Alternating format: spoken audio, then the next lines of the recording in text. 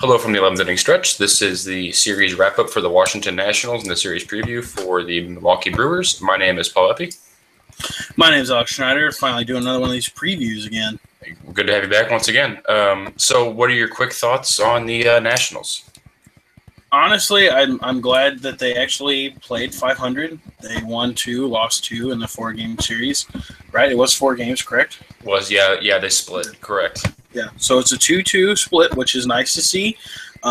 Today's game kind of got out of hand, but like I said, 2-2 split, playing 500 against good teams, and then beating up on bad teams is what needs to happen, and I hope that's the way it's going to go from now on. Yeah.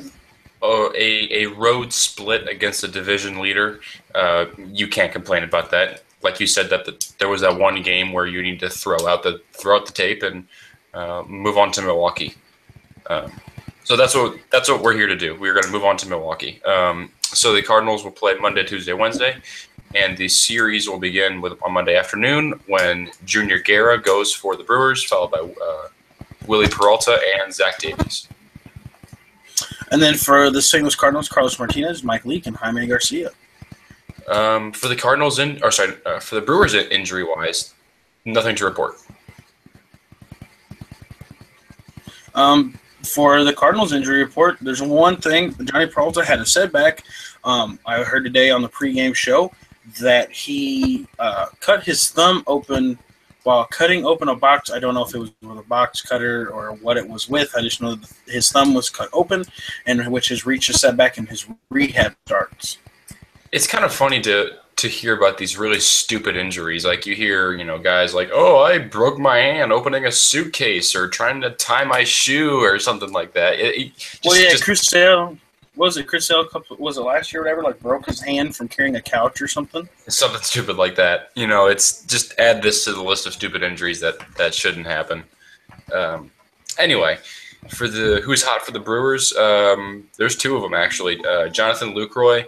Their series against the Reds, he went 6 for 11 with 9 RBIs and 2 home runs. So he's one of the hotter hitters in the league right now, not just for the Brewers. And then also their shortstop, Jonathan Villar, is 5 for 10 with 3 RBIs. That was also against the Reds. Most of their lineup is hitting extremely well right now, and they do have some guys who can hit. So watch out for guys like Lucroy and Braun and so on, Carter. Yeah, I was saying Carter's always due for a home run at any point in time. Who's hot for the Cardinals, the one I really want to highlight, and this is going to be kind of surprised. We've kind of ragged on him all year, but Matt Adams is finally starting to rake. I think he's looking more dead red fastball here as of recently, so he's actually doing pretty good. And if there's a floating curveball, he kind of crushes it. So I'm glad to see he's finally doing well. He probably listened to our show, like you said. So maybe he listened to us and then realized, oh wow, I need to get back on track. So hey, good to see him do that. He's a perennial guy that could hit 30 bombs in my eyes. If he plays every day, I agree. Yeah. But Chris Carter is the not so hot one for the Brewers, believe it or not. He's only batting like 220, 230 on the season. He's one of those guys that will get you home runs. He has like 13 so far this season, which is a lot. But he's not going to get on base. And he was 0 for 12 against the Reds. And the Reds are not a good team, obviously. So he can't hit you home runs, but he's not going to get on base. So he's one of those hit or miss guys. But he was not so hot against the Reds. And then who's not hot for the Cardinals? Molina. He kind of got hot there for like a week or so. He started off the season really well, but he actually just broke an 0 for 15 streak. I believe not today, but the day before when the Cardinals won 9-2. So hopefully he can turn around in this next series.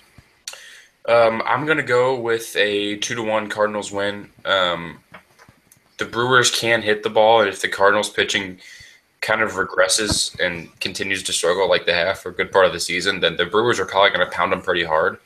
But I'm going to go with the Cardinals 2-1 victory and just give them the benefit of the doubt. I'm actually going to go. I'm kind of feeling a Cardinal sweep here. I honestly feel like they need it.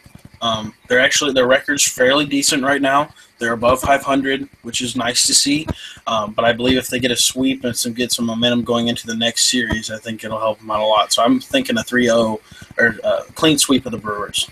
Real quick, we had said that the Brewers lineup is is good, and it is good.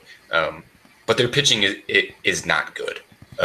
Willie Peralta was good there a couple of years ago, but he's either lost a step or either he's overflowing with like confidence because he is the ace of that staff right now, which I feel like I feel like he's boasting almost. So I just don't think that they're gonna put up enough pitching. No, for sure, and that's why I'm going to go with the Cardinals 2-1. That's why you're going Cardinals 3-0. Yeah. That's it that we have for this one. Like I said, to watch out. I think it's going to be a good series. It always is. Cardinals are playing, obviously.